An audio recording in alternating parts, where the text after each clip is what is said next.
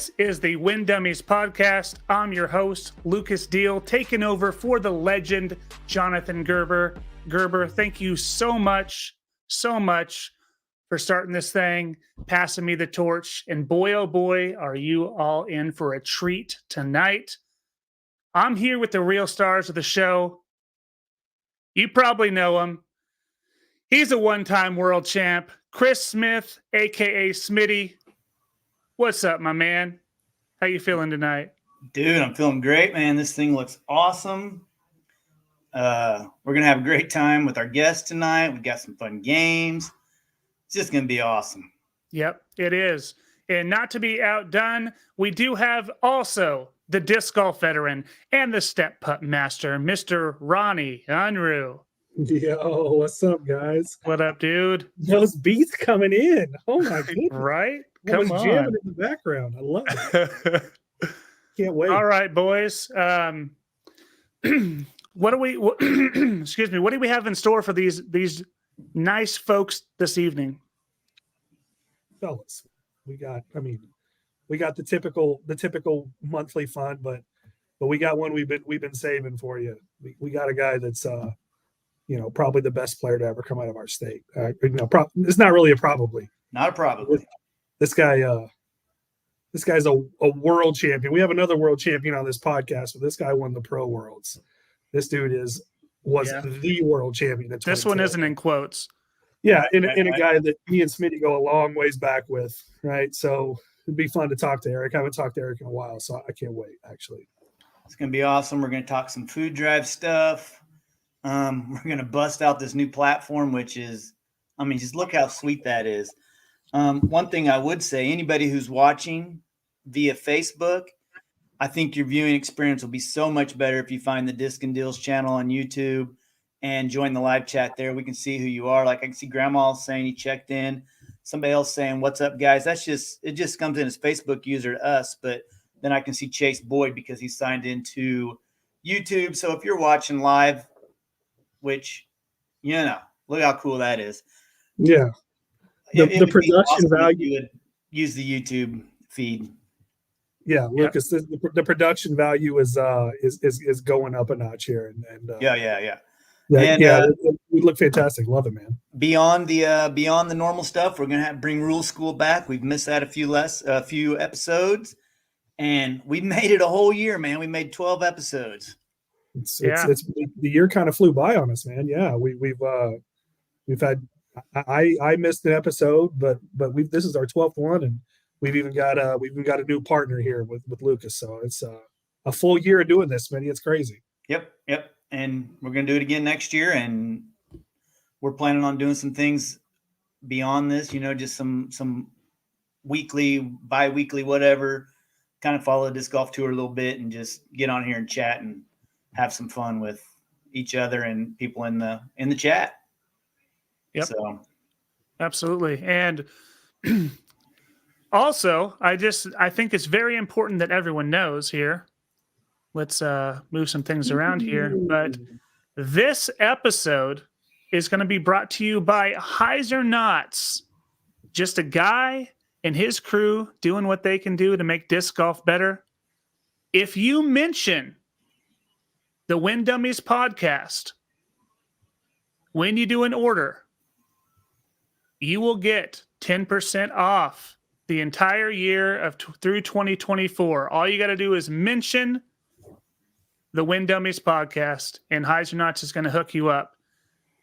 Not only that, not only that though, but Heiser Knots also currently running a mystery box that's going to go through the end of the year. This thing is pretty sweet. Let me tell you what all it comes with.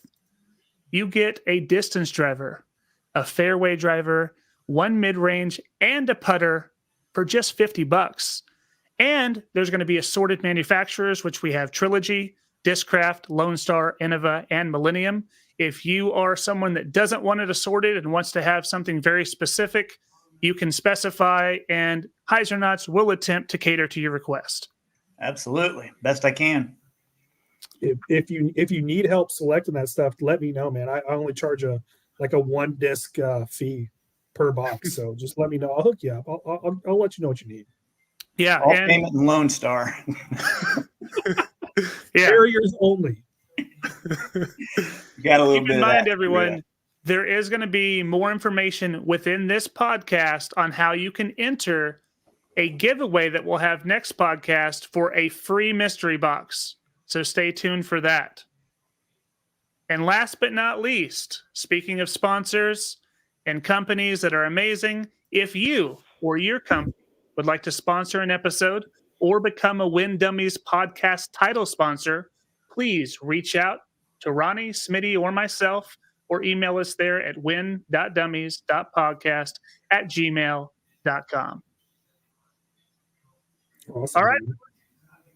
Let's jump into a little bit of the action around the KDGA schedule here. Let's do it. Pull that up. So let's talk this. Woo. Yeah, I drove down to Emporia on Monday. Yeah, Monday, my first day of vacation. Buzzed down there, ran into the shop, said, "Hey, I'm here to pick up an order," and that barely fit into a 2-Tacoma long bed. I'm glad I went with the long bed. Yeah, it's about 1,000 Frisbees there, and we got a few hundred more coming from Millennium in the next week, and we are ready to roll. That's all food drive discs right there. We got to get rid of all those bad boys to make some money for local food charities for sure. You Yeah, there don't is have any of those handy, do you? What's that? You don't have any of those around, do you? Like one that came out of that package, do you? Oh, yeah, I got all of them here. Well, not all of them, but Lucas, maybe put me full screen. yeah, all you. So, Hold on. I'm ugly. So this is disc number 1. All of them have a little number signifying which stamp you've got. This is number 1 with multiple sponsors. We have fewer sponsors per disc this year, allowing us to let the logos be a little bit bigger. And man, I can't be more happy with the way they came out. This is number 1. This is a burst sick. evidence. Pretty cool disc. 3 molds on a stamp 1, I believe. Number 2 here, which this disc that I'm showing you is an Orbit Justice. These things are wicked overstable. My stamps on this one, so I know this also came in Vandals and Verdicts. Disc number 3 here with all of our sponsors. There's the Wild Bill. I see Andrew popping in once in a while, so Wild Bill looks pretty good on there this year. Number 4, see all those different sponsors. It's just amazing that many people were willing to cough up $100 to get their logo on a disc, or $50 to get their name. This is disc number 5? We're up to 5 here.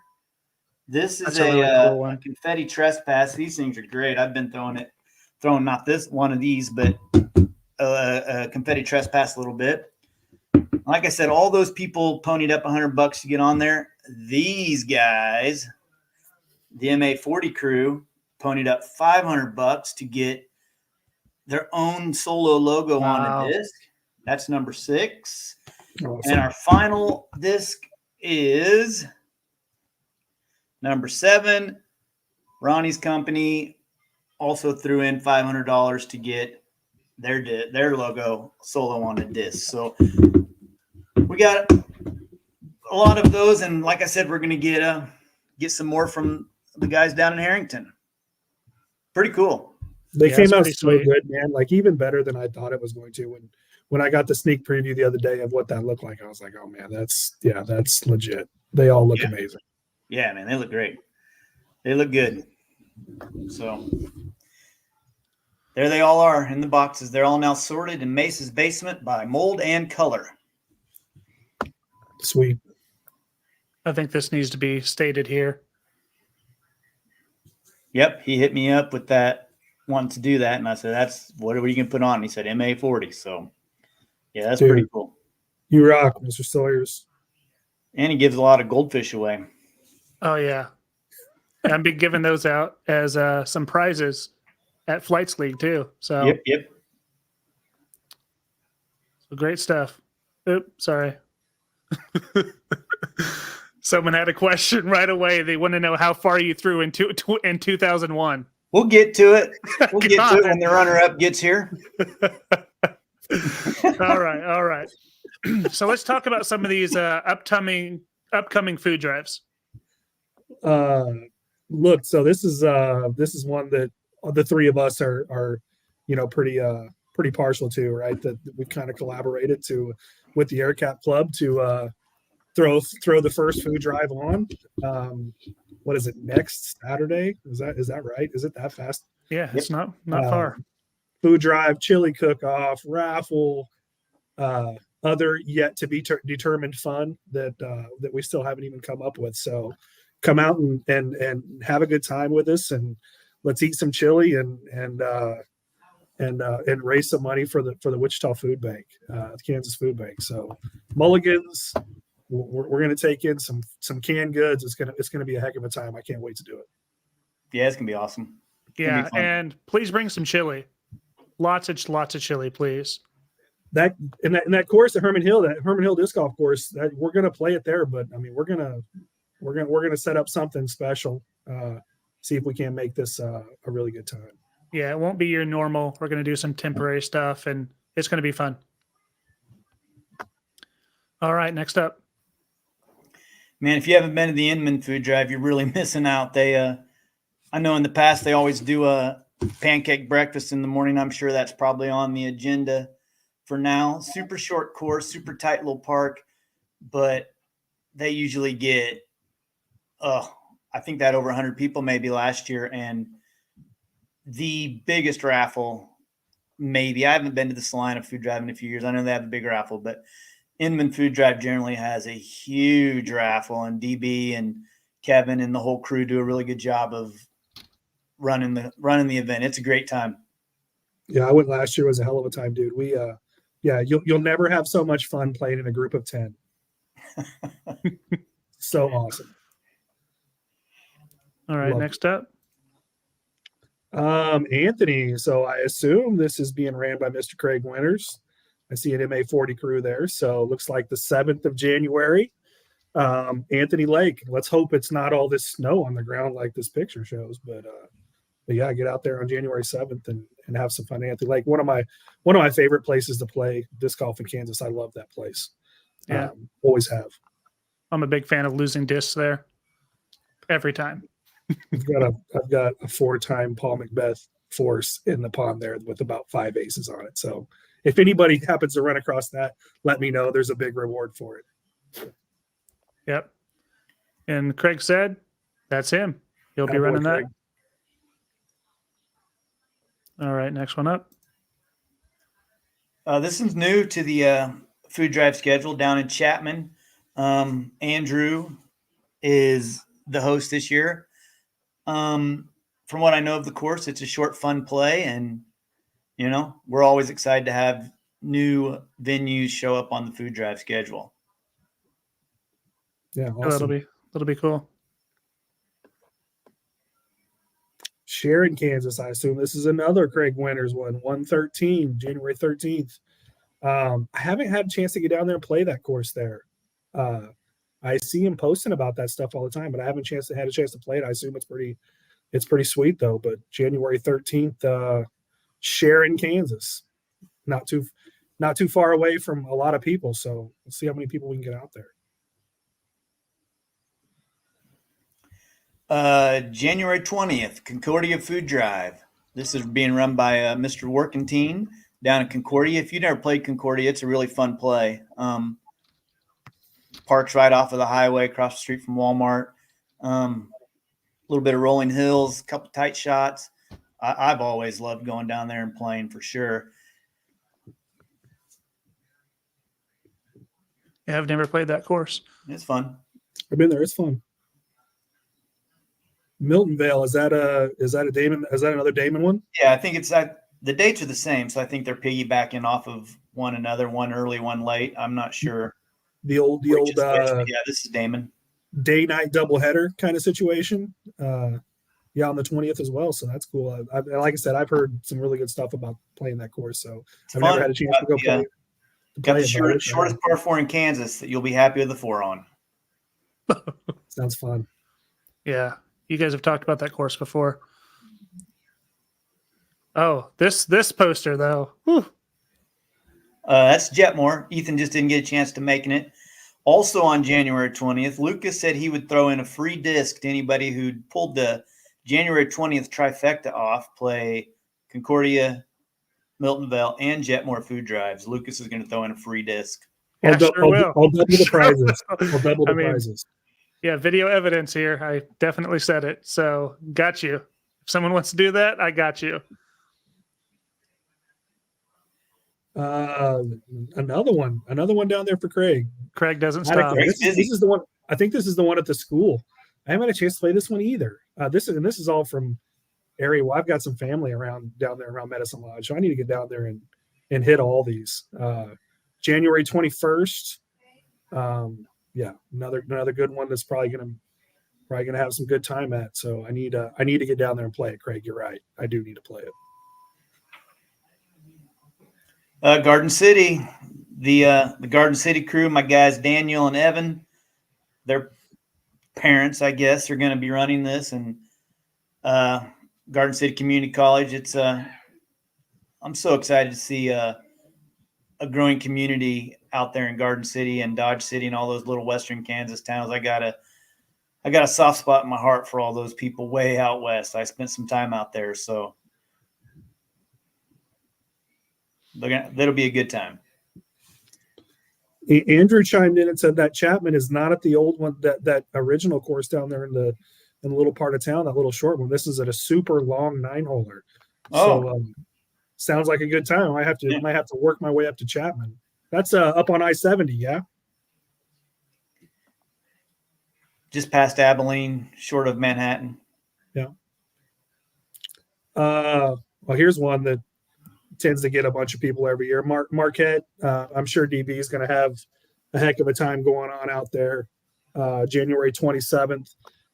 Who doesn't love the Marquette course? Who doesn't love the Pac-Man hole? So, yeah, of course you're going to have a good time at Marquette. So, yep, I bet a bunch of people show up. Oh yeah.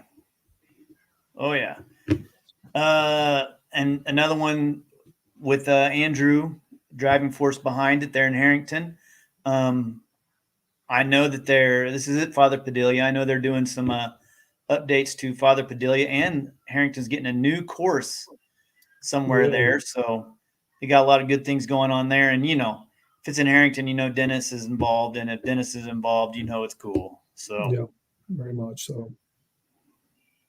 All right, boys, I think that's our last one. That's just January, man. When we started this whole ordeal, I think it's 13 or 14 years ago, there was like 7 or 8 stops on the entire thing. Good gravy. Somebody could have 120 points by the end of January, basically, if they played all those events. You get 10 KDJ points if you're a member and you play those. It's a great way to earn points if you're trying to get in, become a top finisher in the points race. So this guy, I don't know if you can see this or not. Oh, let me get you soloed.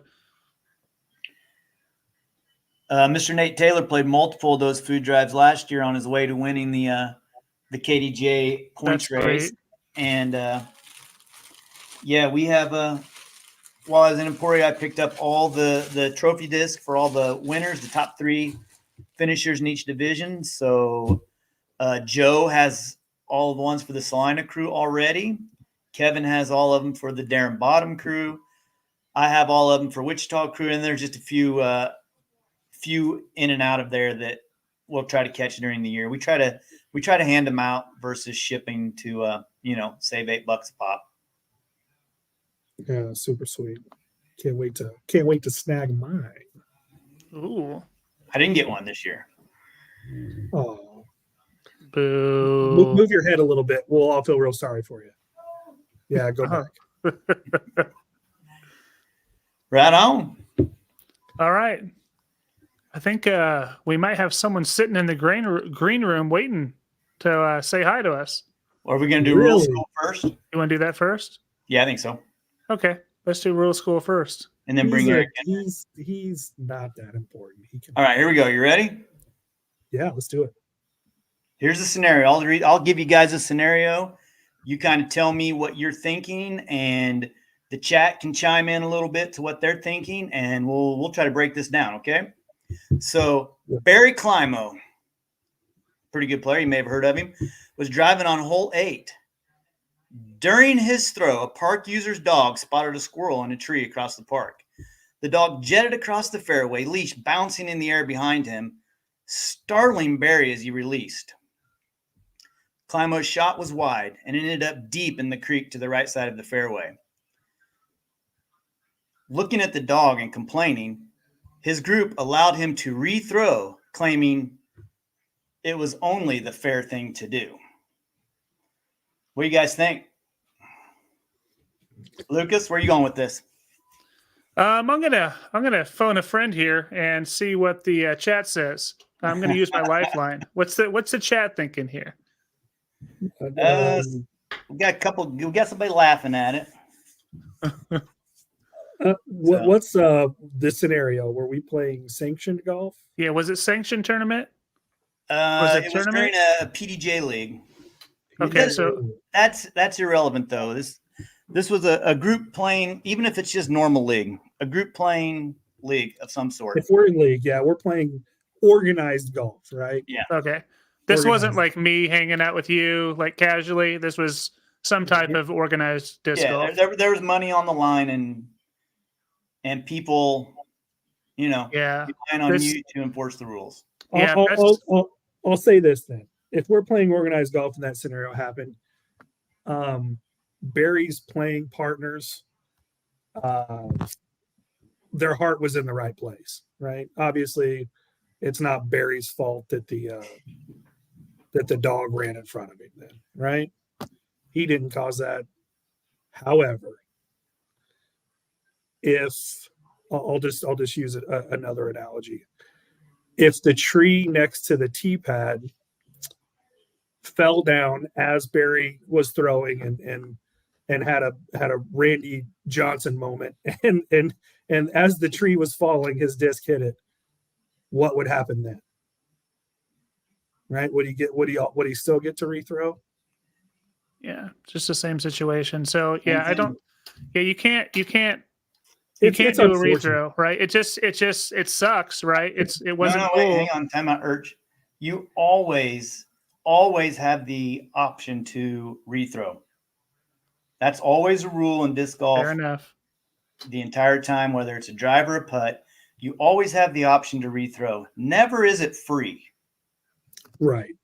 Exactly. You can always abandon a throw, and it only costs you the throw and a penalty for rethrowing. Yeah. Yeah. Almost. Yeah. I mean, it sucks. It is terrible luck. But you just have to chalk it up to that and understand that good breaks happen and bad breaks happen. This was a bad one, and it's probably going to cost me a chance to make birdie. I move on. I take what I feel like is maybe a one-stroke penalty that I've incurred for my bad luck, and I go on to the next hole. Right? I mean, that's really the mentality you have to have, in my opinion. Greg's right over there in the chat. He says same thing happened to him, and he had to take the throw, and that's exactly right. That is exactly what you have to do. You have to take that throw, or like I said, you can abandon your throw and throw again. That's always an option in disc golf. But like just because your group says that it's okay for you to do that, it's not, man. Because who's to say you don't shank one 2 holes later and that car 2 blocks down honked their horn and that distracted me, or the guy walking behind me distracted me. It's just a bad break. And unfortunately in disc golf, more and more, the people on the course are often the cause of a distraction. 10 years ago, if you walked around the course and screamed and yelled at somebody 3 fairways away, or oh my God, I missed a putt, you would have got ridiculed by the Mojos and the Dave Richardsons, and all those old guys would have, you wouldn't have wanted to go eat lunch. That's for sure. you'd have heard you would have heard about it the rest of the day and for every event you went to for the rest of the year. Mm-hmm. Yeah, I mean that's like I said, it just sucks. It's one of those things, just bad break, and It is. There are a lot of times in disc golf where we give the benefit to the player. That's always something that's been, it's a benefit of the player. And your card made a decision. Your card can make a decision on whether you're out of bounds or not. Your card cannot make a decision on whether you can rethrow or not. Unfortunately, that's just the rules of the game. And I'm not sure who this is, Take Flight Disc Golf. But yeah, it says it has right. In sanctioned play, rules are rules. Sorry about your luck, but luck isn't included in the rule book. It's pretty cut and dry. So, while I was looking for these rules, because I've heard people say I take a practice throw. Any throw that you make with intention isn't a practice throw. So, you could try to claim that, but now you're really bending the rules and you're playing with disqualification if that gets back to the TD, I would say. But I came across the dog rule. I thought, well, why is a dog even in the park? Right now, I get this. This isn't tournament play that we're talking about. This is just a weekend flex league, whatever. Yep. Wednesday flight league, whatever's going on. And somebody's dog was there. That dog, in tournament play can't be there unless it's a service animal. PDJ play definitely can't be there. That's 100% against the rules. But, I don't have a problem in league if somebody has their dog with them, if their dog is under control. You know what I mean? Yeah. I think of Hogan. Hogan's a good one, but who's the guy with the gray doodle here in town? Oh gosh, dang it. Why did you have to perfect dog, man? It just goes wherever he goes, does whatever he does, follows the rules. It's awesome. But then I think there's a couple folks to like that have dogs those like that. two stupid Cody border Jackson. collies we had. Someone got it. Cody's dog. Great dog. But I think back to those border collies we had that would try to herd your disc and lay at the end of the tee pad, and no room for those. But then, you guys ever play with somebody that says, "Do you care if I play music?" Well, I've played with plenty of people who didn't care what they played, whether I cared. They just played it anyway. 100% against the rules in PDGA play. Specifically says you have to use headphones. And if you're using headphones, I better not hear it, basically is what it's saying. Now, I think you'd have to be a Karen to you would. I mean, call that on somebody. But at the same time, man, I could see music being a distraction to somebody somewhere not on your hole. Look, both of these rules that we're talking about, I guess not necessarily, but in general, the rule book, it's our responsibility as players to enforce the rules against each other out of the protection of the rest of the field, right? So, yes, we have decisions we can make as a group, but we should be making those decisions being mindful of the rest of the field and not just the people that we were playing with because we're playing with our homies or whatever, right? I mean, the rules are just the rules. It's as simple as that. Well, Ronnie, we ready to give the people what they want? Well, we're going to give them what they get. There we go, buddy. Bring in our guest, Lucas. You got it. There he is, folks. What's up, guys? What's going on, dude? How are you? I'm doing well. How about yourselves? Real good. Also, I'd like to point out real quick, Ralph would never run across a fairway. Unless he had a broken leg banging out there. Yes, that's true. He did do that a few times. That is true. Yeah. Back when it was okay, though. Yeah. Oh, yeah. But he was never a problem. No, he didn't care about discs. He wanted nothing to do with them. And he was pretty chill, except that when Nate Martin took him to Beloit, and I wasn't there, but I recall hearing stories of somebody on the microphone telling him to shut up in the middle of the night. But that's probably Ronnie. yeah, it could have been. I think it was a 2001 distance champion of some sorts, but whatever. That's fine. Samber Open long drive champion.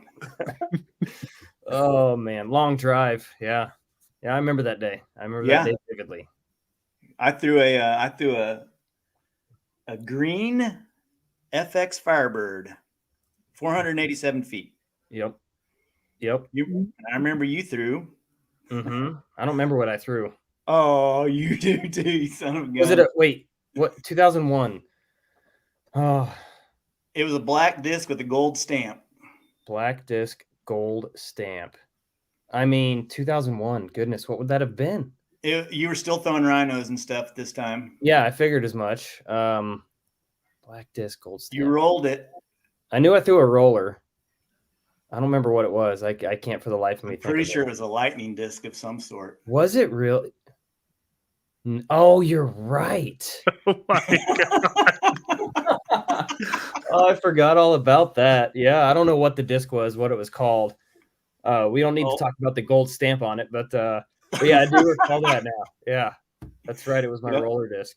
I want a cart before carts were popular, and he said, go into my trailer and just fill it. Your winnings are this cart and everything you can put in it. Yep. So I just filled that thing up with discs, and it wasn't just a cart. It was one of those like torpedo carts. It was a tube. Yeah. Fit like so many discs. It was cool. Yeah, it was crazy. Yeah. That was in Hutch, right? Yep. We threw on I forget the hole, but it's the one before the big mound placed towards the road. Yep. So I remember. That was fun. You whooping me that day. Yeah. That was fun. I'm sure you beat me by 20 in the tournament. Probably not. Well, I don't know. Hard to say. Hutch was always a fun course. I haven't been there in years, but it was always a fun course.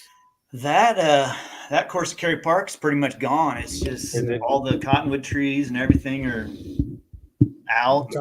Yeah, the cottonwoods are going down. The pines are all dead. The stickers are still there. I'm sure. Stickers are still there. It's kind of just like wide open now. That's the nature of the beast, though, right? I mean, with all these old school courses that we used to love are just losing trees left and right. Look at, I feel like every time I go to Pan or Jones, I feel like there's another red X on a tree, which is, always such a sad day. But one bonus thing going on is Keith Krause. I don't know if everybody here, do you guys know Keith? He's the guy that's helper at DD, helps out with all the event stuff. He kicks butt is what he does. He's the man.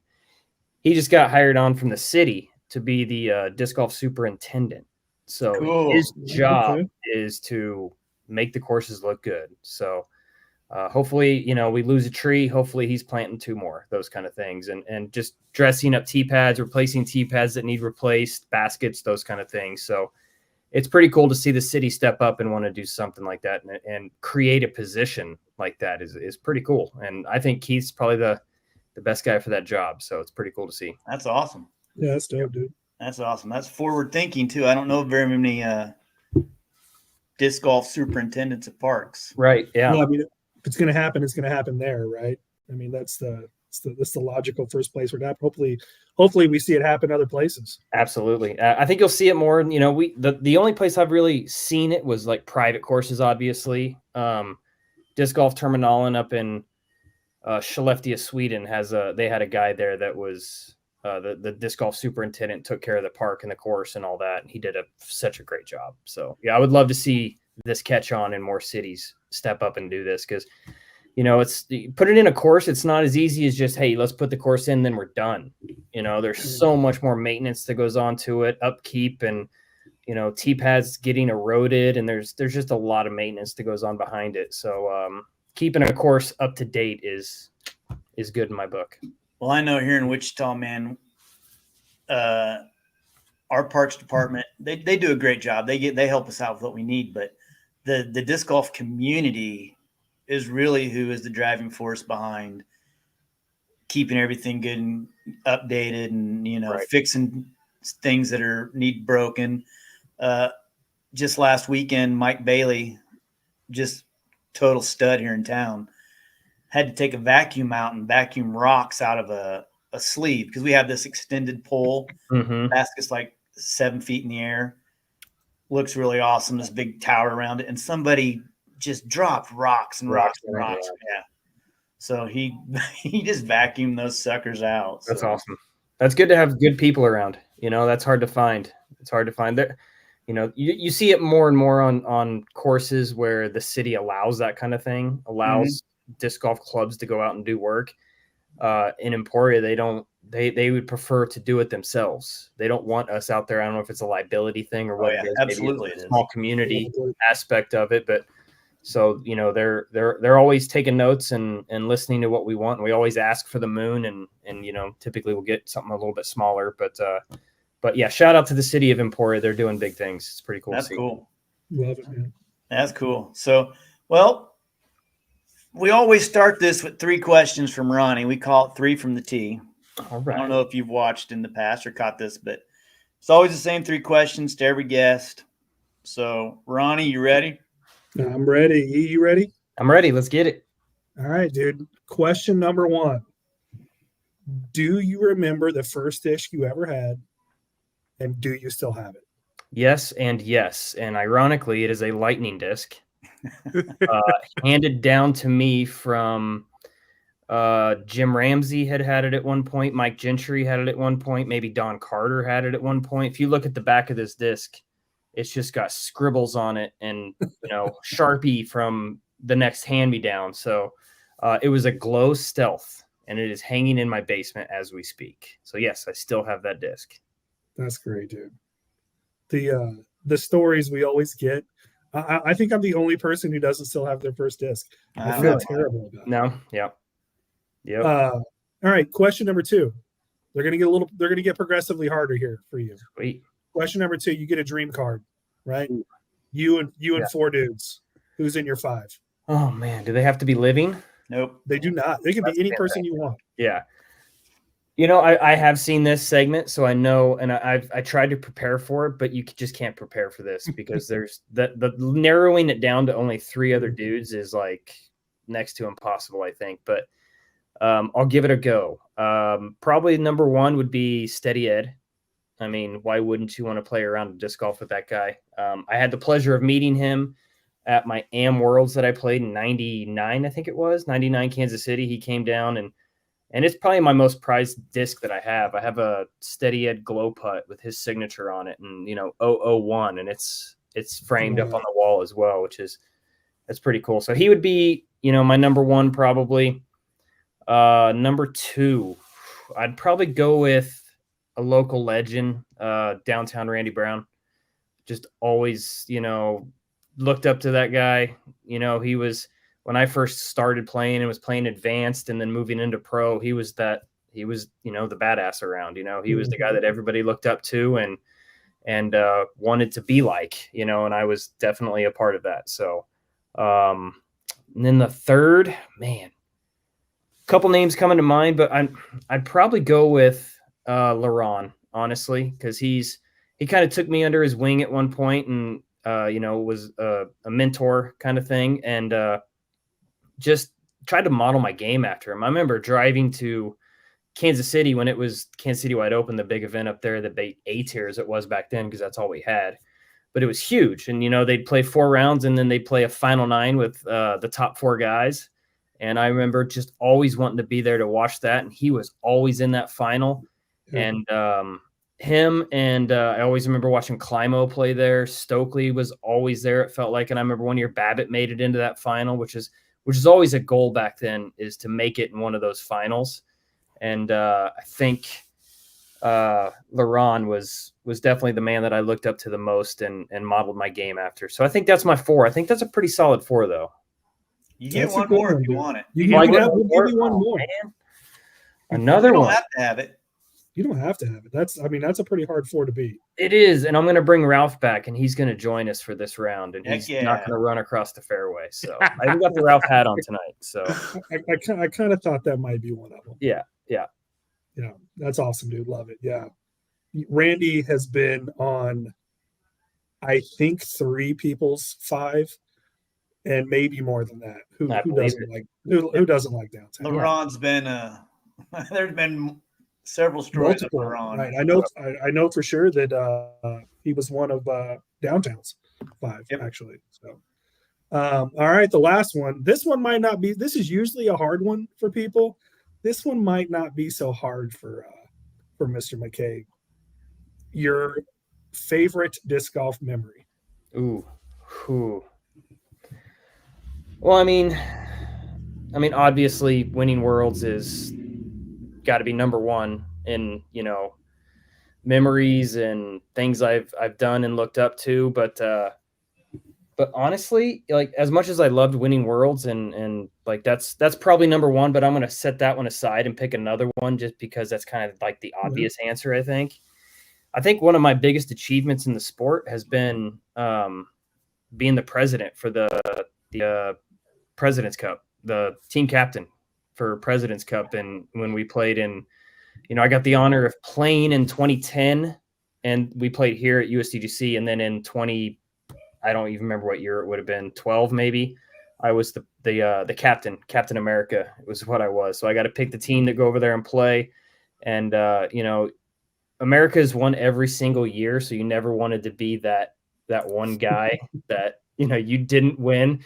So I was a little nervous going into it, but it was such a great time, such a great experience. And if you guys haven't, I know PDGA just announced Finland for the World Championships 2025, which I personally think is huge and is going to be just amazing.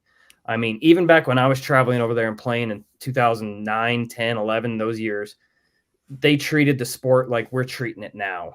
Like the people that would just come out and spectate, the money that was added to the events, the professionalism. I mean, it was an arena. It was insane how much they really treated the sport like we'd made it. That you got treated like athletes over there. The Americans that went over there all got treated like professional athletes. And this is 2010, 2011. So I mean, I can't imagine what they're going to do next year. But being there and being a part of the team America for the President's Cup was probably one of my greatest memories of disc Who was golf. the team? Do you remember everybody who was on there? I have a photo of it somewhere, but I'm pretty sure it was Ricky, Macbeth, Shoestrick, Paige and Kat, Nate Doss, Nico, Nate Doss, and I think there was one more guy that I'm Avery.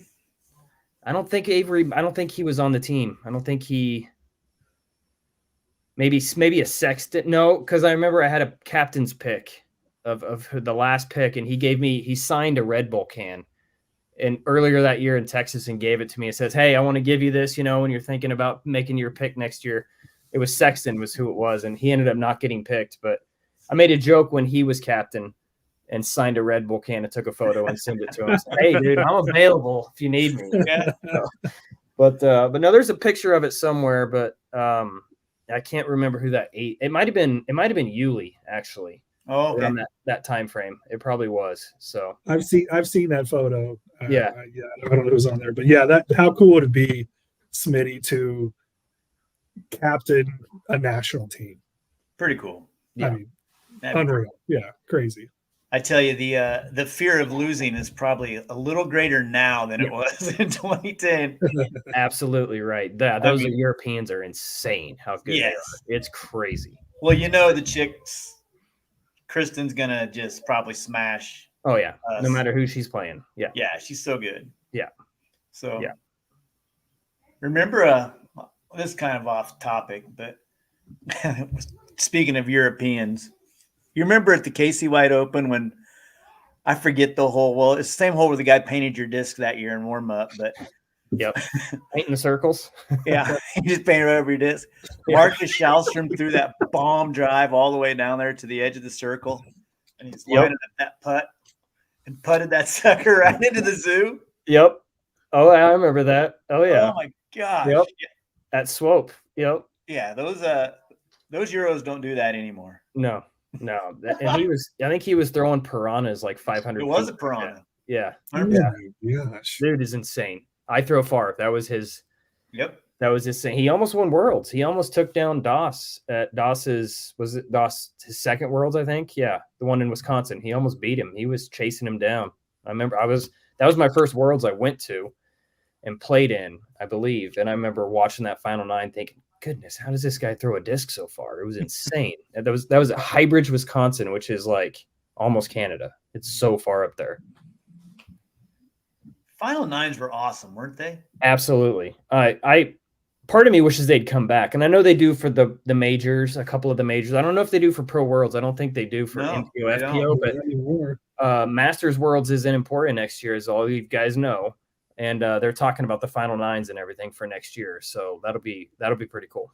They did Final Nine at this year's Worlds. Yep. I mean, watching the 4 guys or 5 dudes who were playing the best that weekend at any given course, it was just always so awesome. I remember watching in Emporia, watching like you and Jorge,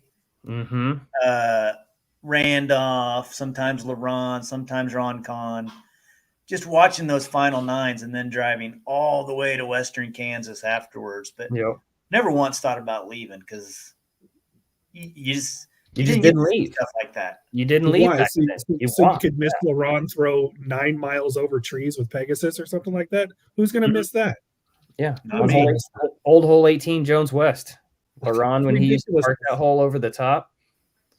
That's insane. That was such a crazy shot now, let alone 15, 20 years ago. Yeah, 20 years ago when nobody could throw that shot, he threw that shot. The Pegasus, ridiculousness, dude. I'll never forget that. And I think I'm remembering that Final Nine. I think it was you, LaRon, maybe Babbitt, Converse. I don't know. I don't remember who the 4 was, but I remember that shot on 18 at Jones West, and it was like, what is this guy doing? Just jaw dropping. Yeah. All right. Want to get some fan questions? Sure. Before we jump into that, let's go ahead and give our sponsor some love. McCabe, I'm sorry. Give me just a second. Yeah, no, please do. Let's give Smitty and Heisernuts a little love here. So as everyone remembers, this episode is brought to you by Heisernuts, and I told y'all there's going to be a way for you to get an opportunity to get a free mystery box. All you have to do to get this free mystery box is there will be a drawing on next podcast. We're going to spin a wheel for it. You need to share the YouTube podcast. Once it comes out, it won't be available until Friday. You need to like that video, comment on that video, your favorite moment, and that's it. If you do that, you're entered into the drawing and can win this mystery box. Remember, 1 driver, distance driver, 1 fairway, 1 mid-range, and 1 putter. So $50 value coming at you for free just for sharing the goods. All right, thank you for that, gentlemen. Let's get back to some fan questions with McCabe here. All right, here we go. First one. Talked a little bit about you guys used to do Disc Golf Answer Man, and you had quite a run. How many shows did you guys do? Oh gosh, I couldn't even tell you. I mean, hundreds, wasn't it? Hundreds, yeah, because Bobby and I started it, 2012 probably, 13, way back. And it was just him and I for a while, and I would call in occasionally, and we'd do it that way. So, and we were doing it weekly. Like, we wouldn't take time off. We would do it every week. And then we had, there for a while, I think Dixon was on it, and I thought he did great. And then we had Robert on there, and I think Robert was probably the GOAT at it. I mean, that guy he just knows his disc golf information, and he can speak well, and he's just an all-around good dude, and then at the end it was, Anthony was involved here and there, and we'd have guests come in. So yeah, we did that show for many, many years. I could go back and look at probably what the numbers were that we did, but it was such a fun show to be a part of. Yeah, it was well over 100 for sure. Mm-hmm. So, and then you and Taco do a little bit of it, or you did do a little bit of it. Mm-hmm. Yeah, first Taco. Would you ever consider starting another pod and getting going again? I would love to, actually. Yeah, I think it'd be, I've got some information out there to give and some knowledge I think that I could spit for some people. But, when Taco and I started doing it, we were just doing it for fun, just to do it, and we were still doing it, and we still make plans to do it. And we're still doing videos like almost weekly that we're putting out on the YouTube channel and promoting whatever we got to promote, kind of thing. But it's more of just a good time, right? I would love to start a podcast again. It's just a matter of finding the time to do it. As you guys all know, your guys is monthly, and I guarantee it, you still don't have time to do all the prep work that you want to do for it, And well, Lucas will help you out with all that, I'm sure of it. So he's going to kill it for you guys. But yeah, no, I would absolutely love to be a part of it. Maybe more of a monthly type of a one than a weekly like I did before, just because of the not enough hours in the day with all the stuff I've got going on right now with course design and playing some old man golf, and then obviously the ESU stuff going on. So there's just not enough time in the day, really. But yeah, I would love to get one going again. And Taco and I kicked it around about bringing it back, and he's more local now because he just had another baby. I don't know if you guys knew that or not. Yeah, congratulations, Taco. So yeah, we'll probably be doing some more of that type of stuff here soon. And that's kind of where Ronnie and I were. We just wanted to do something that was fun, and if people watch it, that's great. If not, you know what? We're having a blast doing it just ourselves. Exactly right. Yep. We had a good time. Little spoiler alert: we might be going more than monthly coming up as the old tour season rolls around. So love stay to hear tuned. it. Yeah, I mean during the season, it's a lot easier too. You got more to talk about at least with the events that just happened and all that. So yeah, I'd love to see it. Yeah, more content, the better. Absolutely. We need to get you guys on the channel too and do some video type stuff. Let's do it, dude. 100%. All right. So, what is the best course that you've played to date, not counting one of your designs? Disc Golf Terminalen. It's easy pick for me. It's in Skellefteå, Sweden, the one I referenced earlier.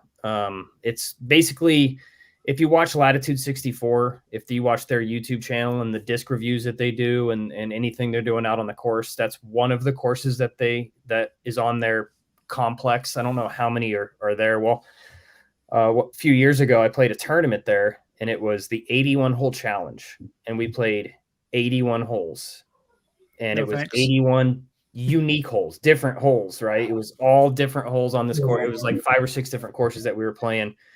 And the tournament was a lot of fun. I mean, we were dead tired by the end of it, but we started at like 10 a.m. and we finished at like 10 or 11 p.m. But it was when the sun never went down, so we were able to do that. So Disc Golf Terminalen is by far my favorite course.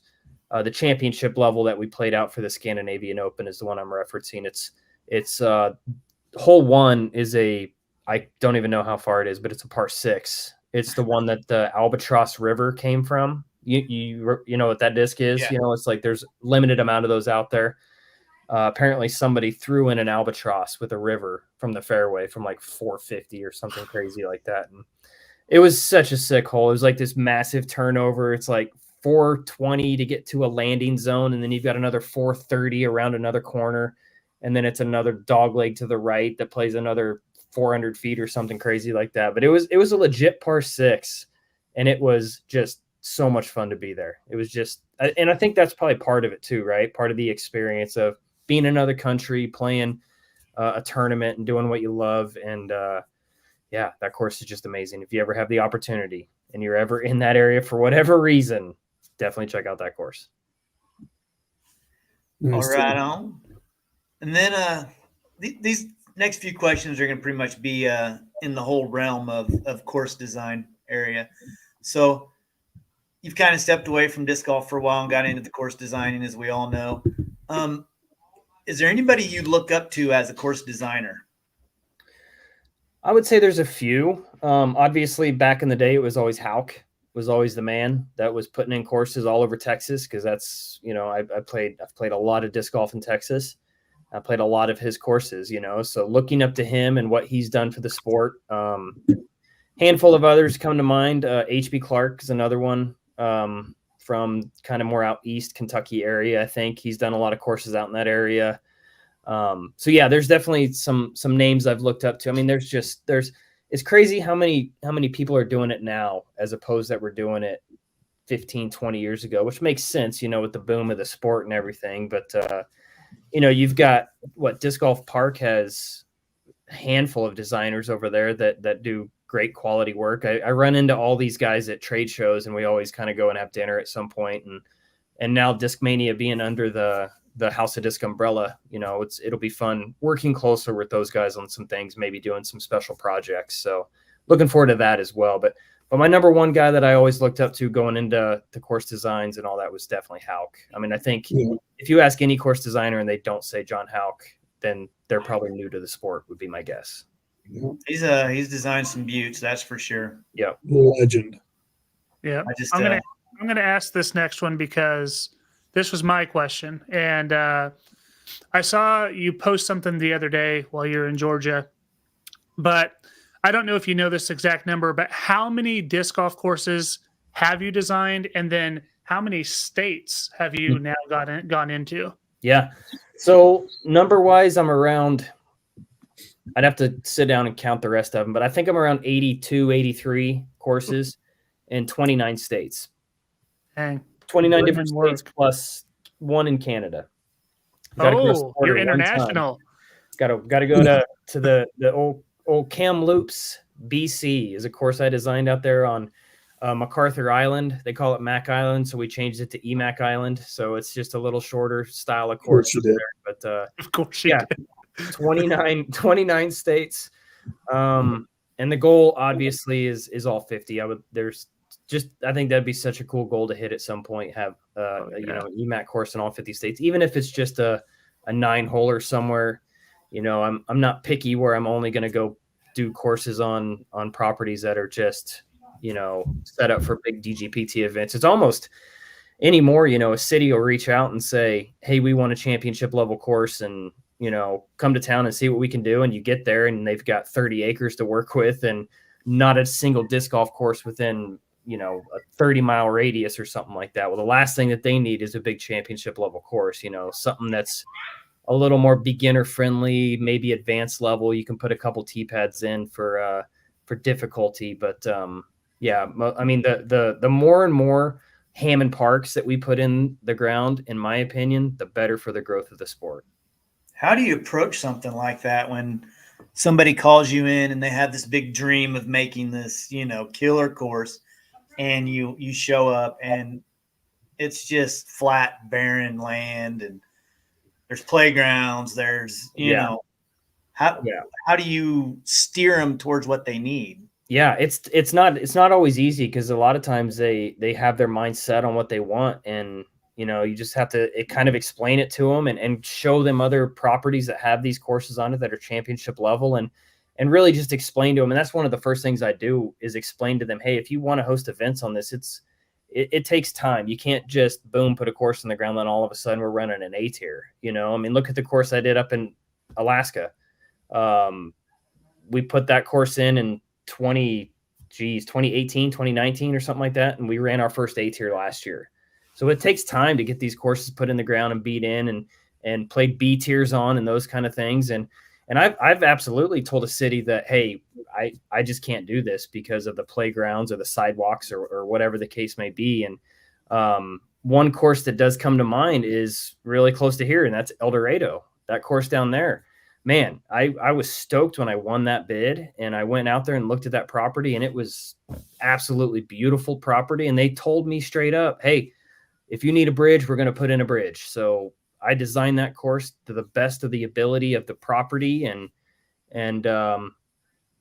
shared the design with them. Is like, oh, well, we can't put in a bridge here. So we had to redesign it, right? So we redesigned it, and then, well, we need to do this. And, it's just little things keep coming up. And then, we finally got a decent layout in the ground, and then all of a sudden they come in and put sidewalks down the middle of each fairway. And it's just like, oh my gosh, what's going on here? And you don't want your name on that because it's kind of like dragging your name through the mud almost. But that's the one thing about course design. A lot of people just judge you by the course the way it is, as opposed to really thinking about the limitations you have when you put in a course. I mean, I know Smitty's done some work with course design and put courses in, so he knows exactly what I'm talking about. Why don't you go down this way? Well, I'd love to go that way if they let me. It's just little things like that. And just having those conversations with cities and being upfront with them. It's like, hey, you've got a playground right here. We cannot put a basket or a tee pad here. I mean, potentially you could have one be throwing away from a playground, but even that, you've seen some beginners, the Richards out there that just shank drives. You want to make sure everything is absolutely safe because you don't want to get that call later on down the road saying a little kid got hit by a disc or something. Right. Yeah, I think the last I knew, El Dorado, maybe they had pulled out one set of baskets and they were going to try to do something with them. somewhere different. I don't know if that ever happened. I heard rumors of El Dorado Lake getting something, but don't know what happened I'd heard that as well, but I know that's the city and then the Corps of Engineers, so it was two different entities working on it. But it's never going to work with two bodies like that working. Which is a shame because that property out there was amazing. Like the first time I walked it, like it's an old 9-hole golf course, I think. Yeah, that's cool. It was beautiful property, and it's just a shame that it came to what it was. But there was a guy trying to keep it mowed or trying to ramrod the mowing. I think they were mowing some of it themselves, and I hear people say that, and that is, man, that's a job. If you're going to mow a disc golf course for somebody, you're committing to something that's going to cost you time, lots of money, and a tremendous amount of effort. Yeah, especially in the spring and summer when the grass doesn't stop growing. No, dude, I couldn't. Forget that. I'll just drive somewhere else. Yeah, exactly. All right, so you kind of talked about this a little bit, but what is your course design process? What's step one? What are the important considerations? And then we talked about the third one. What if you're offered a bad canvas? So what's step one when you show up? Step one is obviously getting maps and getting boundaries and figuring out where I can and can't go and what the city or the potential landowner, whoever it is I'm working for, what their vision is of the course and what they want to see. A good example is just last week I was down in Georgia designing a course down there and stepped foot on the property and I was blown away by what I saw. I mean, it was all woods. There was nothing but woods on this piece of property. So I spent, a week out there just walking it, just getting to know the lay of the land and finding big sick trees that I want to utilize, put a basket next to, or, those kind of things. And then dropping GPS coordinates down on my phone and studying maps later that night at the hotel or Airbnb, wherever it may be. And, just really focusing on, where do you want this course to start and where can we get this course to end? If you can find your first and your last holes, the other 16 do kind of fall in there, but there's a lot of maps, studying maps, GPSing, finding every corner of the property. Like it was thick woods. It's Georgia. So obviously it's very thick woods. So, I mean, I spent, I don't know how many hours just walking that property, getting to know it. And they do have a little trail system that goes through the middle of it, which was nice for me to have. So I went through and I GPSed it on my phone with my watch and just walked it.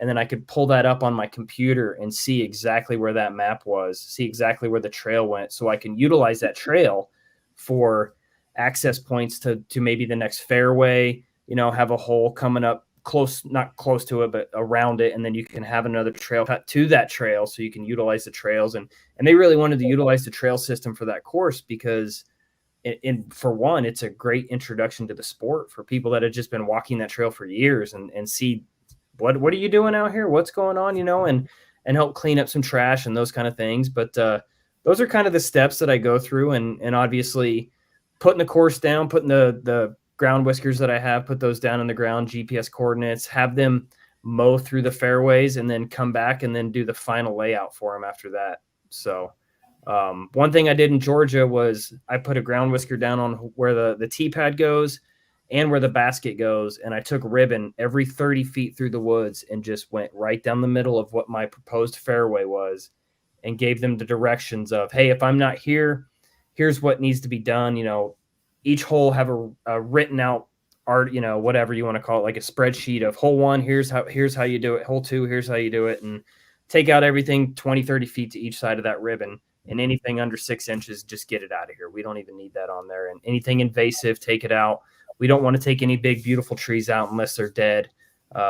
So yeah, that's kind of my process. And then I'm really looking forward to going back down to that one after they get everything cut and walking it and then finally placing everything, because nothing's ever set in stone until you're ready to put everything in the ground, right? Especially on a wooded course, because after you cut the fairways, you may see another avenue that you couldn't see with all the dense woods and everything. So 100% love going back and just ripping through those trees again. So yeah, I bet that's cool because when you're walking through thick trees like that, you really, you can't see past 10 feet.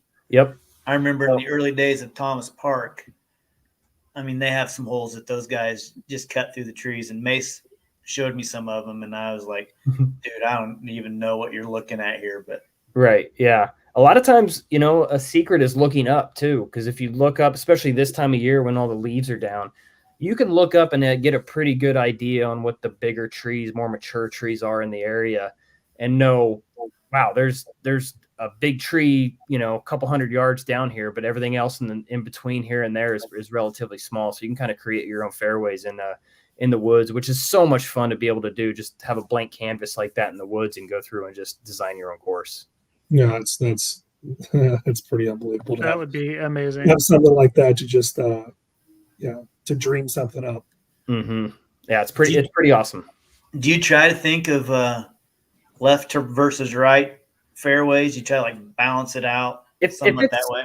If it's a wooded course and the opportunity allows, to me, I think a great quality course is if you can have, you know, 6 holes finishing left, 6 holes finishing right, and 6 holes finishing straight, you know, or give or take something like that. But yeah, I definitely try to map that out. I also try not to get too repetitive with it and have, you know, 6 holes where we're all hyzers and then 6 holes in a row of straight shots. You know, try to mix it up as much as you can, a little bit here and there. And I'll tell you what's really tough is distances in the woods. You know, you walk 300 feet in the woods and you feel like you just walked 500 feet in the woods because, you know, you're walking around all these trees and ups and downs and over logs and whatnot. And so having GPS is your best friend in the woods, because then you can get those accurate distances on how far you just walked. And, you know, I've actually a couple times used USDisc just to kind of measure a throw and just to give it a take. I know that's not like, it's like within 15 or within 12 feet or something like that, but it gets you an idea of how far you've gone. That's not what we use for signage or anything like that, but it's just good to know how far you have gone. If I'm looking for a par 4 on a certain hole, then, you know, well, I need to get to at least 430 or so if it's a wooded style of hole, and depending on what the terrain looks like and all that. But distance is probably the hardest thing to figure out in the woods. Imagine. What's the craziest thing you've ever stumbled across when you're just out walking through the woods? Oh, that's a good question. Yeah, I'd find something weird. A dead moose. Oh, snap. Yeah. That was in Kansas City. that makes it even weirder. Speaking of Thomas Park. Well, the crazy part about the dead moose was that next day we ran into a live moose in the woods, which was very scary. Yeah, you don't mess with those suckers. No, there's more deaths in Alaska to humans by moose than there are bear, which is insane to think about. But moose are just insanely big, crazy beasts that if you get between a moose and its baby, you better watch out. You better watch out. I heard a story that it's like 100 yards. The baby could be within 100-mile radius in a circle of it, and it knows exactly where it is. And if you're between it, forget about it. So that's very scary to see him. But the one we saw it'd been dead for a while, and it was, you know, every year I've gone back. This last year was the first year I went back to the course, the tournament, and couldn't find where the body was. Everything's been gone since then. But every year going back, we could still find where that moose was and find the bones every year. I thought that was kind of cool. That's nuts. So there are a few internet questions kind of around this course design that I just want to like call up right now. Yeah, let's do it. Someone asked you, you ever been called to update or fix a course? Yeah, I've definitely done some redesigns here and there. A lot of times it's like we kind of touched on earlier with trees being, you know, falling down, or it's going from an 18 to a 9 or something like that. I did a redesign of a course actually in Maryland, out in Baltimore, and right by the airport. And what they had done was they put a path through the park, and, you know, it was too close to certain areas, and they wanted to make sure it was safe for everybody. So they wanted me to come in and look at it and see what I could do. And we were able to push most of the holes away from the path and into the woods and make a quality 18 right there. So yeah, I'm not opposed to redesigning. Obviously I don't like stepping on toes where, you know, it's kind of a fine line to walk on. If it's, if a city hired someone to go out and do a course design and they're a buddy of mine, or I know who they are, I sometimes will reach out to them and just be like, hey, what happened with this project? What's going on? Let me know. And those kind of things. But stepping on toes is never fun. Nobody likes to do that. I can see that. And then last question here from online. Josh says, my favorite T-pad is like a circular 10 by 12 cement graded pad. Ooh, if you were able to design the uniform T-pad, would you change what it currently is, or what would yours be?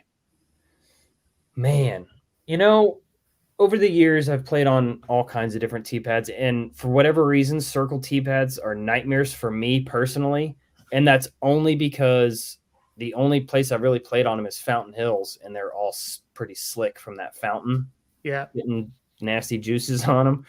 So I'm not opposed to a circle T-pad as long as it's big enough, because to me the rectangle, it just seems to make a lot of sense, especially if it's aimed towards the basket and the fairway that you're throwing down. When it's a circle, I always felt like I was going to fall off the end of it. I've done both on my courses. I've done concrete. I've done turf. I prefer turf when it comes to playing. But if a city comes to me and asks for my opinion on the matter, on, hey, what should we put in, concrete or turf? I'm going to be honest with them and say, okay, well, here's the scenario. You can put down turf pads and they're great and everybody loves them. Or you can put down a concrete T-pad. And if you do it right the first time, you're using that T-pad for 30 years.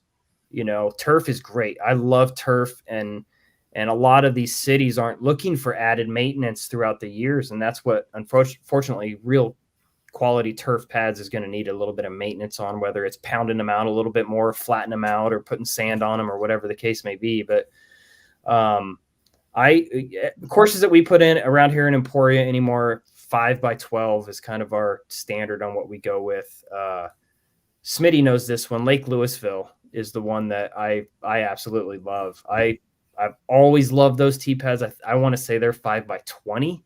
They're probably. at least 20. They're long. 20, 25, something like that. They were runways. And the best part about them was when it was raining and muddy, they weren't that slick because you had the whole back half of the T-pad to stand on. You could fit your whole card on the T-pad and not be bothered. It was insane how big these tees are. And they still have a couple of those out there, but that course, I don't know if you knew that, Smitty, had been redesigned a couple of times, and it's definitely not what it used to be. They put a walking path, as a lot of parks do, through the middle of it, and they lost a few holes. They've added a few really cool holes through the trees and the woods and everything, but they went a little bit smaller on their T-pads. But those T-pads were sick. They were huge, man. Yeah, I have a good 20-foot T-pad. Remember we had to go out there and shovel those suckers? Oh yeah, I think I have a video that pops up every now and then of some Texas sledding. It's you sliding down a shovel hill with a shovel. Man, we couldn't find salt for the T-pad. We went everywhere. Yeah, they don't have salt in Texas. They don't get snow. God, that sucked, man. Yeah. That's another great. Louisville's like a special place for me. It was one of the first courses I played in Texas. I think it was the second course I played behind VPO, actually. It was the first tournament that I convinced Jeremy to go down to and run an event there. And were you at that first one, Smitty? Do you remember that when we had to move it? The first time I played there at Louisville, we were supposed to do the tournament at Louisville, and the lake was too full, and we had to go to Cedar Hill, and that's when we got all hooked up at Lamoureux, and that whole thing started. Yeah, that was the first time we did it, and I'll never forget Jeremy Rusko and I sitting in a Super 8 motel room and literally calling every single competitor in the tournament and letting them know that the course, the properties moved, that we moved the courses to Cedar Hill because of the flooding and everything. And gosh, can you imagine that? We didn't have internet back then or anything to just send out an email blast to people saying, hey, the course has moved, blah, blah, blah, so, but now it all worked out. Push a button. It all worked out. Cedar Hill was great. That was, I think, Jeremy and Brian's first meetup. So Brian's been going strong with us for years now. So it's Louisville's always had a special place for me.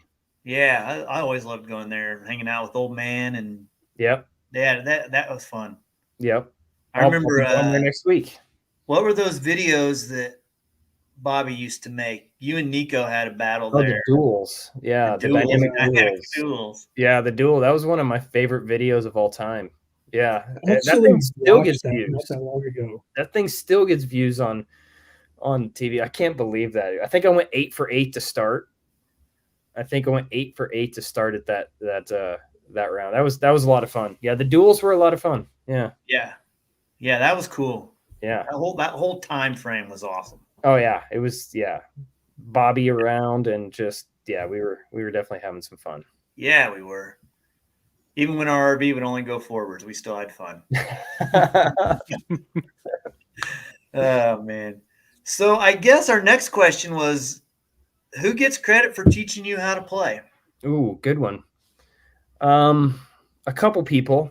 You know, my mentor, obviously being LaRon, was the guy that I modeled my game after and tried to, just be a sponge anytime I could. But introduction to the game was Jim Ramsey. Do you remember Jim? Did you ever meet Jim? I remember the name. Yeah, James is, I think, what he goes by now, but he doesn't get out and play a whole lot anymore. But Mike Gentry, Don Carter, those guys were all.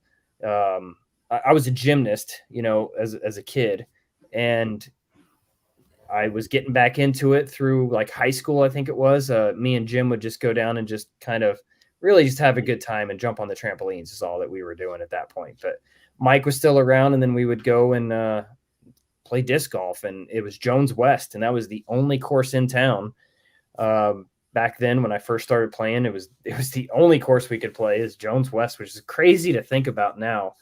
But yeah, and it's similar layout. It's kind of a little different now because of Jones Park's gone through crazy different, different designs out there, different layouts, different everything at Jones, from losing trees to putting in a big course to putting in 2 courses again, those kind of things. But yeah, we would go out, and it was my, I think, senior year of high school is when I really first started getting into it a little bit more. And we would skip school occasionally and go out and play disc golf. I remember, I'll never forget, one day we were skipping school and we went out, and there was a cameraman out there, and it was a guy from Emporia Gazette. And we're just like, what's this guy doing? It's kind of weird. He goes, hey, I'm just trying to get some shots of people enjoying the park. You mind if I take some pictures?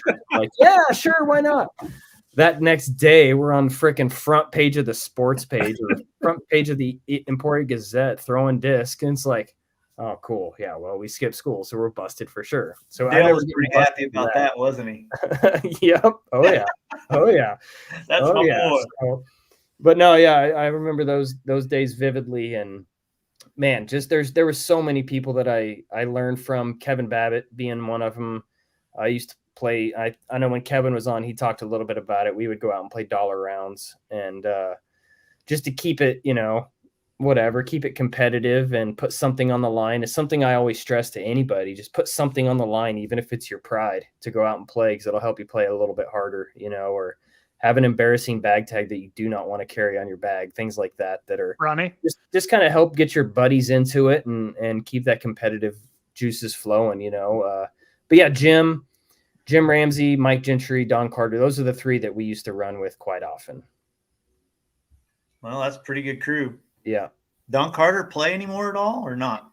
I haven't seen. I'd heard he moved. I'm not sure if it was Kansas City or Wichita, but he moved out of Emporia, sold his gym, and he's not here anymore. So I haven't seen him in years. Last I knew, there was a gym in Bel Air.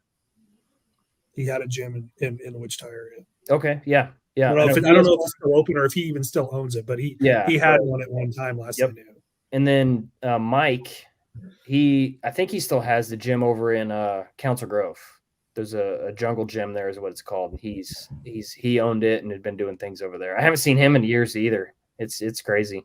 I haven't seen any of those guys in a long time. You'll bump into him and it'll be just like you saw him yesterday. Oh yeah, absolutely. For sure. I'd love to get that old crew back together for a round. That'd be a lot of fun. Get everybody, the whole Emporia disc golf scene with like Tojo and the Sloth and Mark. Yeah, I haven't seen the Sloth in a minute. Yeah. He hasn't. Of course, we didn't make it to Beloit this last year because we were in in Flagstaff. But even the year before, I don't think he made it the year before, did he? No. And what I haven't seen him a couple years there. Yeah, I wish I could have made it to Flagstaff this year. I was in Alaska playing that or running that A tier, so it was just unfortunate timing for us for that. But yeah. Well, we'll see you in Emporia this summer. Yeah, I'm looking forward to it. I actually, when I first heard that we're gonna be putting in or Emporia's putting in a bid, I was like, man, I should start playing some more, like get out and play some. So this year I actually did get out and play some events, which is pretty cool. I don't know how many I played, a handful of A tiers and VPO. I'd always wanted to go back to VPO because that's always been like a special event for me because it was the first tournament I ever traveled out of state to play with Mace Man, with Brandon. He drugged me down there in 97. The year was 1997. Can you believe that? And I went down and played AM2 and actually won AM2. And then I'd played VPO for many, many years after that. And that's like the one tournament that I always wanted to win, right? And I think I have 4 second place finishes in MPO to 4 different people, which is insane. But all 4 people, if I tell you the names, you'd be like, okay, that makes sense. It was stay tuned. Yeah. Okay. Perfect. All right. Perfect. But yeah. So yeah. Go on. Go ahead. All right. Well, let's see what we got here. Go down my list. I'm probably going to mess Lucas up because I'm going to skip a few of them here. You're good. How is the transition to coaching disc golf, Ben? What are the pros and cons of that? The cons are, not getting to play at all these events that I'm traveling to with these guys and gals. But the pros is, passing on some knowledge to those that want it and, helping build something. And last year's team was this year's team's great too, but last year's team, it was the first year we did it. I ran a tryouts in August, I think it was. And it was it wasn't thrown at me, but it was like last minute kind of thing where I had to figure out, okay, who's going to be on this team? What are we going to do here? So I ran a flyer at Emporia State and said, hey, we're going to do disc golf tryouts for scholarships and all that stuff. Be here at Jones Park. And, I expected like 10 people to show up. I'm like, all right, here's my team. Let's go. 45 people came to try out for the disc golf team. And I had to narrow it. Well, I should say 45, 44 men came out and 1 woman came out. So I had to narrow that down to 8 guys, and it wasn't an easy task. Some of it was a little easier than others because some of them had never played a tournament before and those kind of things. But we did like a putting contest. We did an accuracy and a distance, and I made them all go through it twice, and then I gave them homework of, hey, go play Jones East and West and report your scores to me and those kind of things. And was able to get a pretty quality team together, actually. And we had a heck of a year last year. Only lost 1 tournament, and unfortunately it was the very last hole of the national championship, which was such a bummer to see. It was very heartbreaking. But it was cool. It was great. And having Emporia State, like, believe in disc golf. I mean, we're one of the only universities that's operating underneath the athletic umbrella.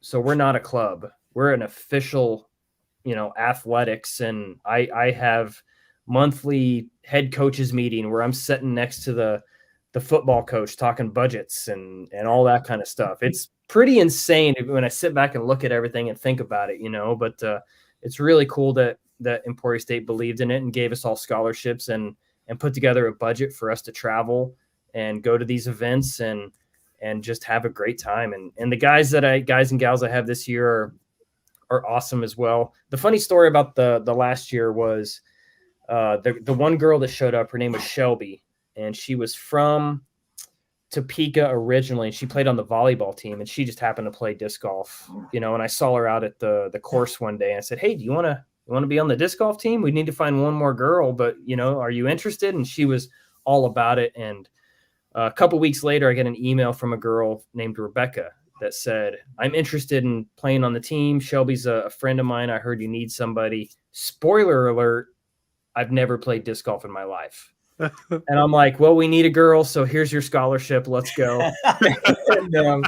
So her first introduction to disc golf was Ricky Wysocki Clinic, which is pretty cool. Ricky was in town, so he came and did a clinic for us.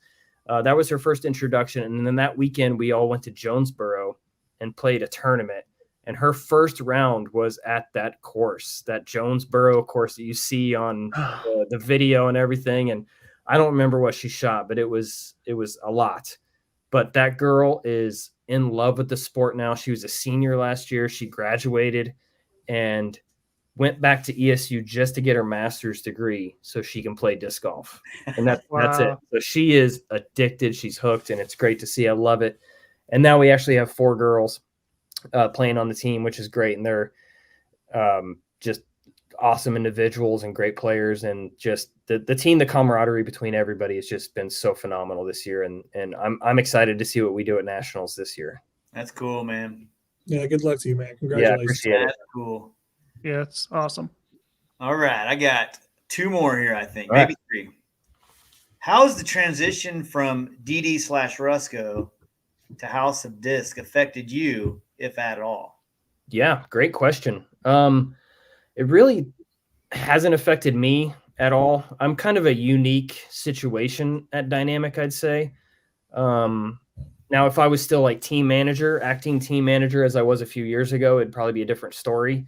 But with what I do and how my agreement is, I kind of do my own thing in a way. You know, I kind of come and go as I need to, and I'm able to travel and travel and do courses and the designs and all that stuff. And obviously, DD has a little investment into the ESU team as well. So, you know, they're helping with some gear and some bags and those kind of things, a couple shirts, those kind of details that is needed for a college team. But for me personally, it really hasn't affected me at all, aside from meeting new people, really, like the new CEO, David Hine, who came from a very, very crazy background, actually, like Dickies out of Fort Worth. He was, you know, the I think CEO of Dickies. And what are the other 2? There was 2 more, like 5. I don't remember if it's 511 Tactical. I probably butchered that. I don't remember what it was, but it's like a climbing business company that are pretty popular. And then OP, what's OP stand for? What is that one? I can't remember it, but either way, the guy's like been CEO of all these big, huge, multi-billion-dollar companies, and to have him in Emporia with the business knowledge of disc golf has been pretty cool. You know, Ocean Pacific. Yeah, Ocean Pacific. There you go. And having him there to be able to make no, it's Outdoor Research. OR. Sorry. Oh, God. Burn. Sorry. Outdoor Research. It's his fault, not mine. Yeah. I said OP first. It was OR. Yeah. To Lucas's credit, he led the witness down the road. He could have been there too. I don't know.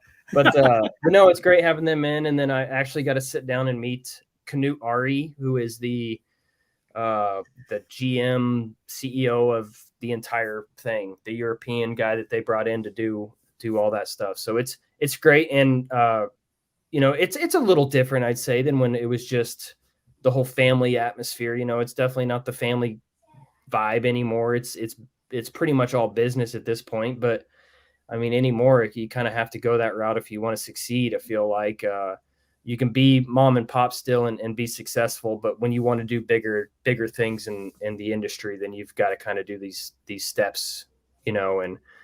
But you know, everyone's still there. It's this, you know, the same directors are in charge of everything that have been in charge of everything. Rusco's still there. He still has an office. He still sits on the board and does make decisions and all that. So, you know, while some things are the same, some things are different, but at the end of the day, I'm excited to see where it takes him. How about my guy Clay? He's still there? Oh yeah, in Clay we trust. God, I love that so guy. mad if he hears me say that, but yeah, Clay's not going anywhere. Clay is an animal, dude. Yeah, he was one of the first official employees. Oh yeah, that guy. What a stud. Yep. All right, Lucas, I think we should go 4 up and bring that picture up for our final question here. Okay. Uh-oh. I just want to, just before we move on to the last question, I do want to say someone asked this question and I thought it was pretty awesome. single best tip for forehands. So, Oh, yeah. so Don't throw them. I've got it. The best tip I can give you for a forehand is find a nice quality understable disc and throw it on a backhand turnover shot, because as funny as it is, I make jokes with people all the time about this. I always say a forehand is for someone who hasn't developed a quality backhand turnover shot. There you go, man, a boy. But trust me, if I could throw a good forehand, I would. That's something that has eluded me for my career. But yeah. All right, so we got hit with this a couple of times. Are you know you where this is familiar? going yet? I do not know what's going on yet. All right, go ahead, Lucas. Yeah. So you have a disc golf doppelganger. Okay. Yep. I knew that. Are you familiar? Yep. Absolutely. Okay. So do you know who this is going to be? Is it Nate? Yes. So Nate Taylor. When I was putting my name in here, wherever it is, I was really close to putting Nate Taylor. I almost did it. Yes. So Not a lot related? of people have asked Nope. if you would agree to a paternity test. Sure. Would that be? Would he be my father, or would I be his father? Yeah, that's the thing. I think you would have to be his. Okay, we're siblings then. Yeah. Or maybe just a quick trip, both of you, down ancestry.com and see if you're actually separated at birth. I'm down for that for sure. Yeah. Maybe I'll have him on McTaco and just have him take my place one week. Just fill in. Yeah, fill in for me. No, he only throws forehands, so everybody's going to catch on real quick. Oh, absolutely. That is hilarious to think about. I didn't think about it that way. Yeah, he doesn't throw backhands hardly at all. That's hilarious. That's great. That resemblance is amazing. We would be great doubles partners then. Oh yeah, no Yeah, doubt. it's kind of got to happen now. It's got to. Yeah. That's so Yeah, good. yeah. You're All doomed. right, let's talk this dude up for a little bit. What do you say? Yeah. Okay, let's do it. Hold on. Let me get to this. Let's brag about this amazing specimen. So we Eric, I went through. I've studied your history quite a bit. Obviously, I was there for enough of it that I saw plenty. But we're gonna show your record against the top, what I consider pretty. I think everybody would agree, the three best players of all time. Sure. This being what most would consider the third best player of all time. Obviously, that's arguably, but Barry is certainly in the mix, right? Oh, absolutely. Pretty good record against Barry Schultz. Not bad. We tied once. 3 times Mr. McCabe finished second place to Barry Schultz. Do you know which one of those was? I think you talked about it earlier. I know what 2 of them are. Oh, do you know all 3 times? You know what? I bet I do. I bet I might. I know one of them was VPO for sure. 2005. One of them was Bowling Green Open 2008.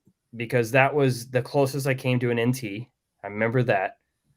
And then Zebo's. Try the Desert. The Desert. Gentlemen's Club in the same year, Okay. 2008. Okay. Yep, that's right. Because Barry, and then I beat him at the Gentlemen's Club the next year. I remember that because I was the first person to knock Barry off that pedestal. I do remember that. But Barry did not finish second that year. You did finish first one time when Barry finished second. Do you know where that was? Ooh. Mr. Jim's Pizza. That's probably a good guess right there. 2006 Carrollton. You beat Mr. Schultz by 9 shots. Dang, look at him.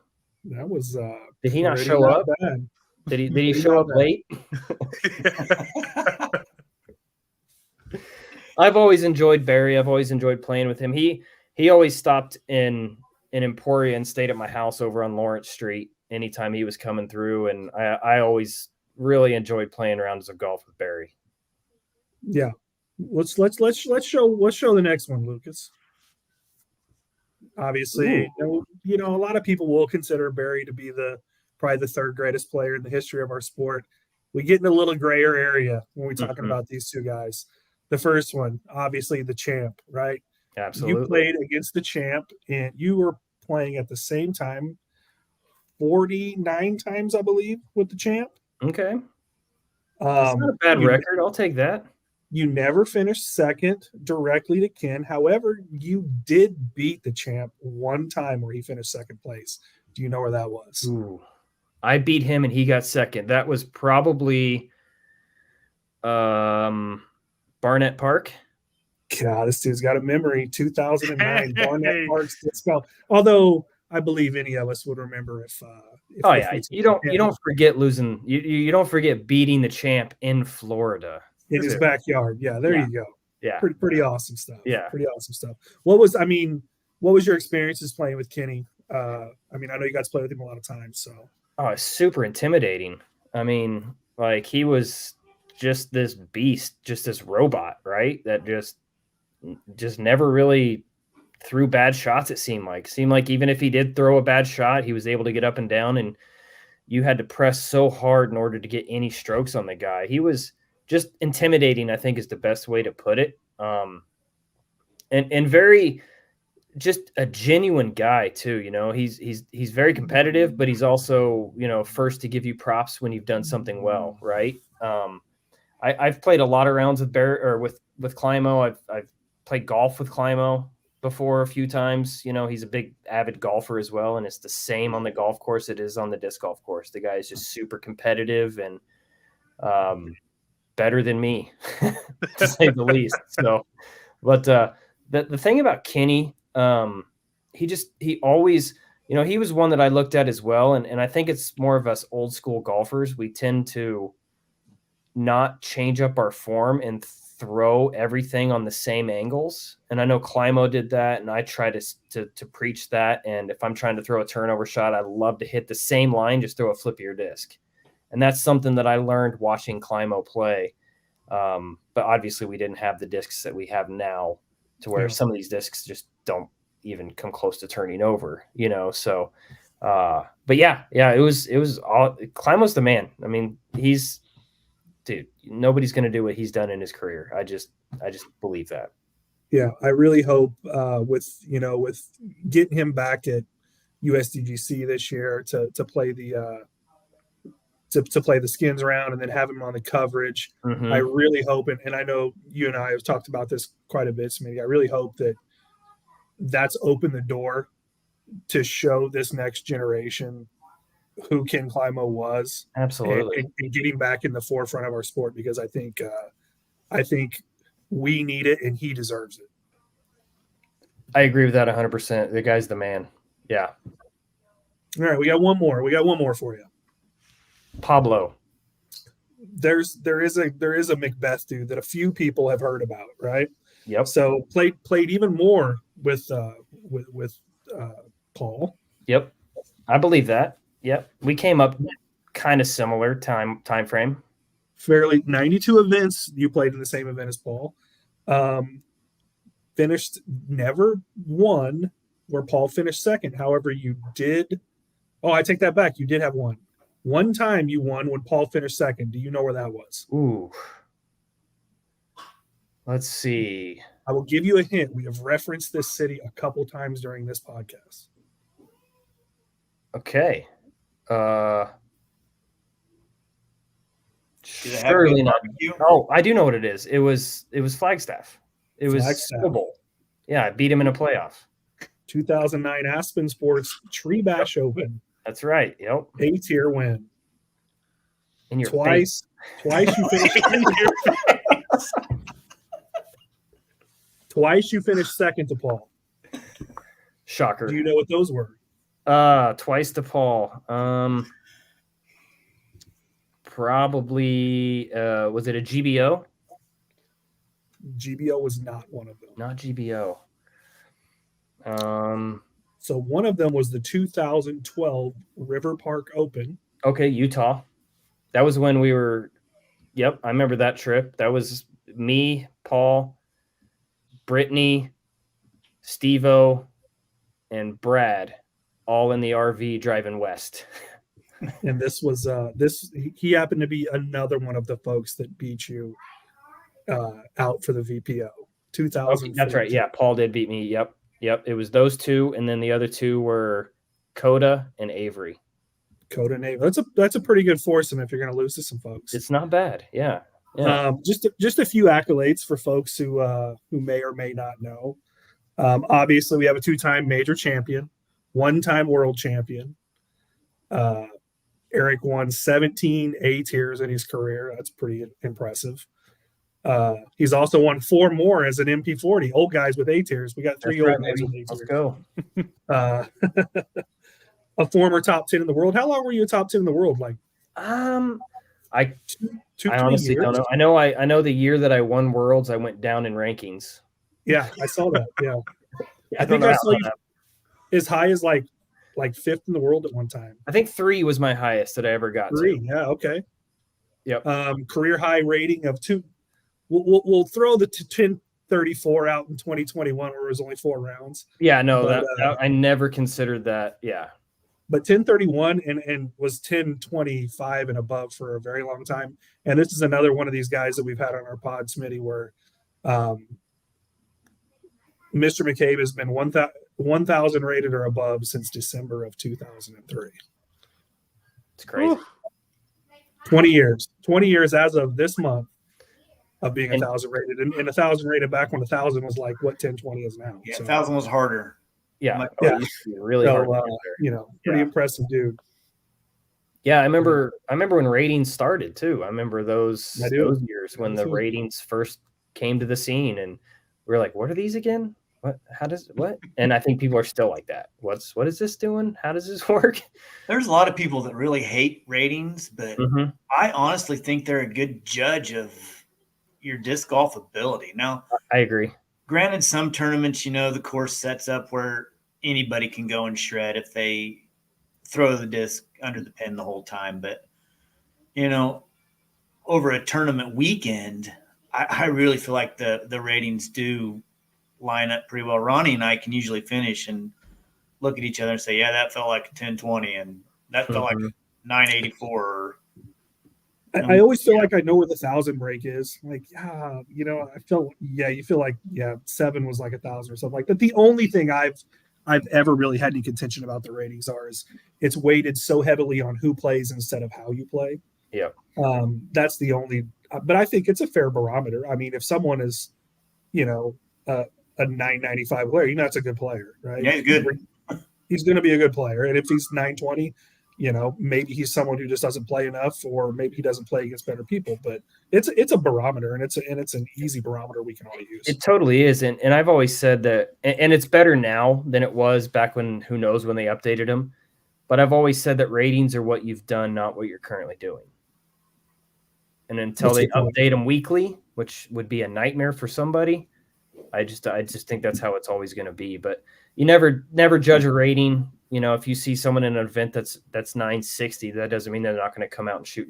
It doesn't matter, man. It just doesn't matter, especially nowadays. Yeah, anybody's game. It's crazy. You got 930 rated players throwing the frisbee 500 feet. Yeah, forehand and back. miles an hour. Yep, and then 4 putting. Ridiculous. Yeah, and putting missiles. Yeah. All right, boys. You know what time it is? I think I do. All right. Shall we play a game? Shall we play a game? We should play a game. We shall. Let's do it. Let's do it. Let me get to my sheet here. Let's see if we can get to the game tab. Let's see if Lucas is any better than Gerber. God, I'm not going to be. I'll tell you that right now. But we're going to find out. All right, so we're sitting with a guy who did something pretty special in 2010, we would all say, right? So I went back in 2010 and pulled all of the results from the elite series and majors in 2010. Okay. The top 15 guys, we're looking at top 10s in 2010. See the theme here? So what I'm asking for is those top 15 players with total top 10s in Elite Series and Majors in 2010. All The right. top 15 players in 2010. Eric, you are the guest, so you get to go first. I get to pick first, huh? Okay, I'm gonna give you a caveat too. So Yeah. 3 of these players won multiple times. If you guess one of those players, you get double points. Oh, dang. Snap. All right. I'm gonna go with 10. That was 09 that he won. I'll go with Nate Doss. Nate Doss was 3rd in top 10s in 2010 with 10. Nice. No wins, however. No wins. Oh, excuse me, 1 win, not multiple wins. Smitty? Smitty. Okay, yeah. I'll go Climo. Ken Climo was 5th with 5 top 10s in 2010, and he won twice. 2 points for Smith. That was too easy. You took mine. That's I can get that one. Excuse What me, about- Climo was 6th. Okay. What about like Feldberg? Dave Feldberg, 12 top 10s in 12 starts with 5 wins. Wow. First. That's pretty. Go, Lucas. He was You're on my already list. way better than Gerber. He was definitely I had a dagger. one that I was thinking for sure. What Mr. about? McCabe? I'm gonna throw a weird name at you. I'm gonna throw Josh Anton. Josh Oh. Anton was tied for 6th in 2010 with 10 top 10s. However, he did not win. Okay, yeah, I remember he was a dominant force. I was one of the fortunate ones that he finished second to for like 4 years in a row. Yeah, he finished second to you at Worlds, correct? Yep, tied. Is he- All 3 of the guys in the final 9 tied. Oh, yeah, that's right. Is he the Fred Flintstone feet guy? Yep. I got Sure to play is. a couple rounds with Josh out there at Worlds this last year, and I tell you what, I had a good time. I thought he was a really good card mate. Yeah. Wow, Steve Rico. Steve Rico does not make the list, Wow. so that is a. Wow, I'm losing to Lucas. That's You're still right. tied with him so far. No, you are, Luke. No, you tied. You got We're Climo. tied. You We both got 2. Everybody's got 2 points right now. All right. What about? Was Macbeth doing things in that era yet? I played with him at Worlds, but no, I don't. We are I'd be just surprised if he's on that list. before the dominant Macbeth. So after All right. 2 innings, it's 2 apiece. Nico LaCastro. Nico LaCastro was 2nd with 11 top 10s Oh, in 12 damn. events, with 2 Damn. wins in 2 2010. wins too. Yep. Mr. McCabe takes the lead. How about Paul Ulibarri? Paul Ulibarri was 4th with 8 top 10s in 2010. No wins. Oh boy, I've ran out. I'm gonna go ahead and Have you though? can I phone a friend? Anyone saying anything in chat? Oh, he's just Gerber 2.0. Okay, well, just trying to really help out. I got some points on the board. I'm feeling pretty good. I think we've said one of the names in this podcast. There's been a ton of names. We're gonna go ahead and skip my turn. Oh, all right. There's a I've never done this. It's a new low. That's a new low. Matty O. Ooh, good one. Matt Oram was also tied for 6th Nice. in 2010 with 5 top 10s. Good guess. Trying to think of all the guys I played with. There's still a bunch of good ones out there. Yeah. Barry Schultz. Barry Schultz just does slide into the list. That's all I cared tied about. Tied for 11th with 3 top 10s that year on the Elite Series. Okay, I got some. All right. Thank you, chat. What about Will Shoestrick? Ooh, good one. Will Schustrick was also part of that tie for 11th with 3. Are we on the list? Thank you, chat. That's a point. All right, last inning, McCabe. You got a 1-point lead over the Smithford. Let's see if you can hold it. I've got 2 names in my mind. I'm going with Barsby. Oh, you son of a gun. Greg Barsby is not on the list. Smitty has a chance to tie. On the list. Wow. All right. 2010. Good player.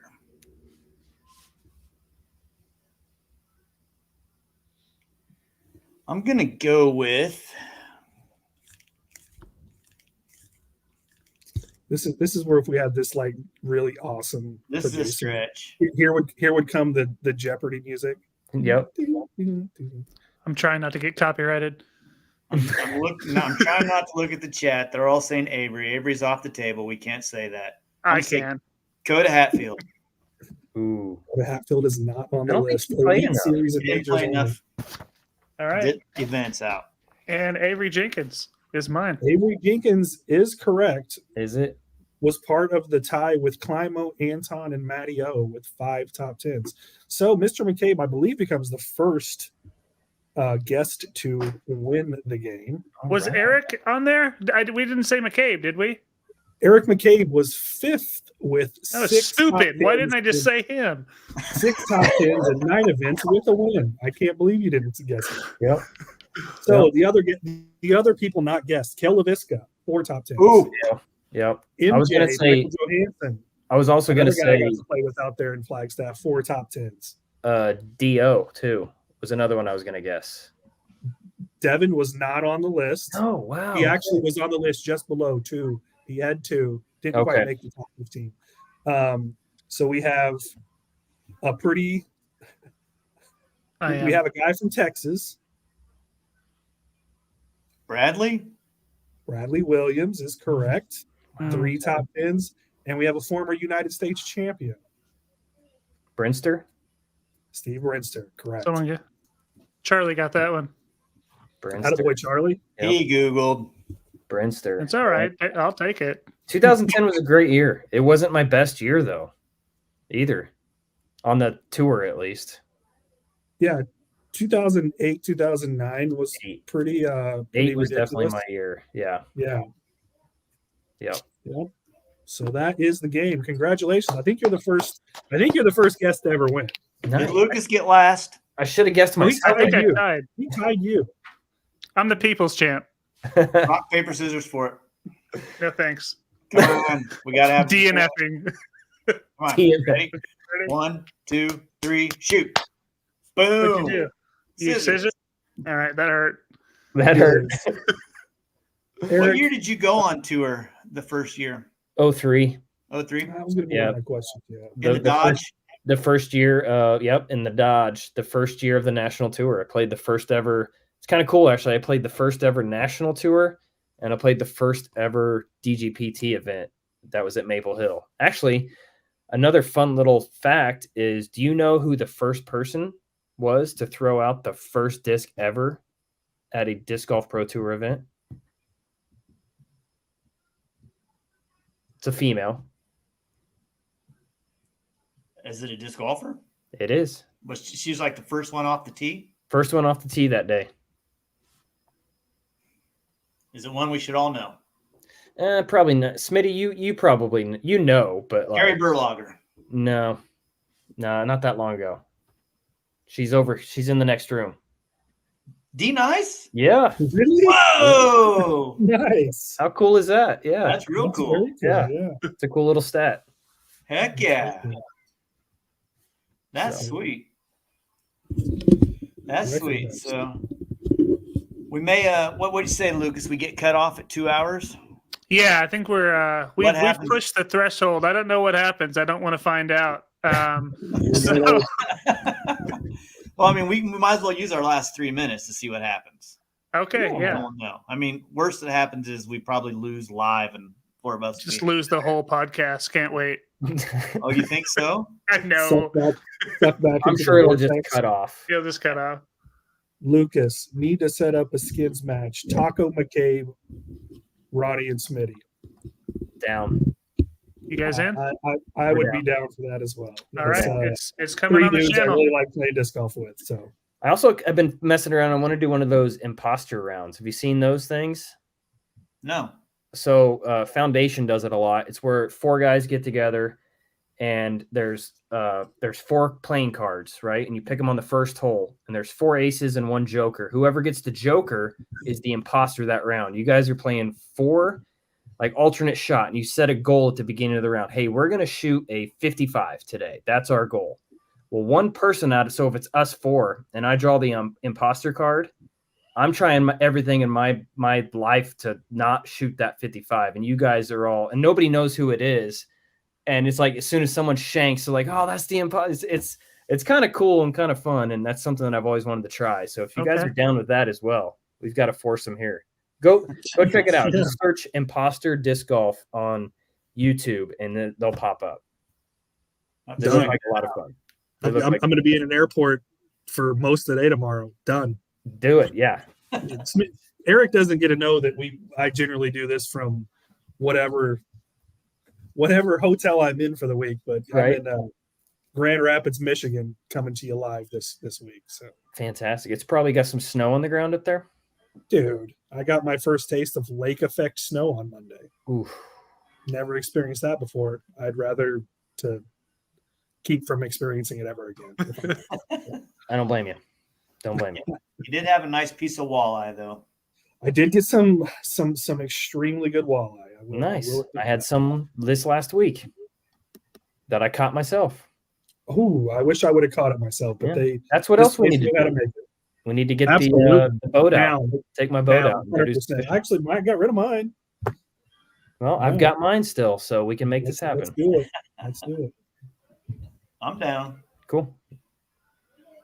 I'm down. All right, boys. Aaron, thanks for 5 seconds. I'm excited to see what's going to happen to us here. Well, we'll make it go that long. But thanks for coming on, dude. Really appreciate it. Yeah, absolutely. Thank you so much, man. So long. Yeah, it's a pleasure for sure. I'm excited to see what comes with this podcast. I mean, having Lucas on board is a big deal. I think he's doing a lot of great things, and well done for you guys. I mean, yeah. So. Well, we went past. We didn't all suck back into the vortex, so I think we're good. It wasn't like 2020 when we were all freaking out. Right. 2000. Doomsday clock. 2000, whatever it was. Yeah. All together. 2022 probably, but yeah. Yeah. For different reasons. Yeah. Yep. Yeah. Right. All right, then. Cool. All right, gentlemen. Thanks, Eric. Yep, you got it. Thanks, guys. I appreciate you. See you, Eric. Yeah. Bye. All right, gentlemen. We're going to let him take off. I think should just do a final goodbye to everyone. Everyone, thank you for tuning in today. It was a lot of fun. Remember, for that mystery box, if you want to get a part of that, share the live stream YouTube video once it comes out on Friday.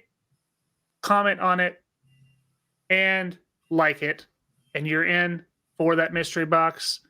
And anything else from you fellas before we run away? We're looking for a sponsor for January.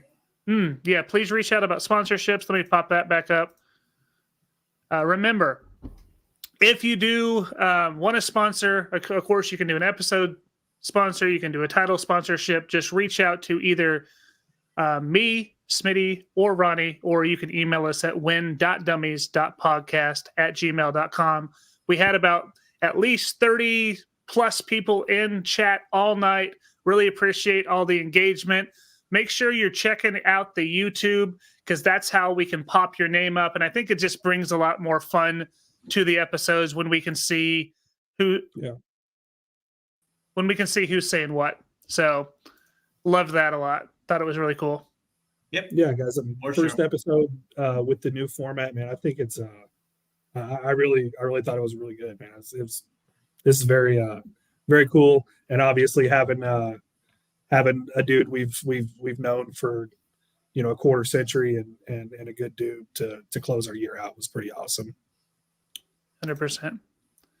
All right, fellas. Well, Later. until the next one, take care. Bye-bye now. Later, dudes.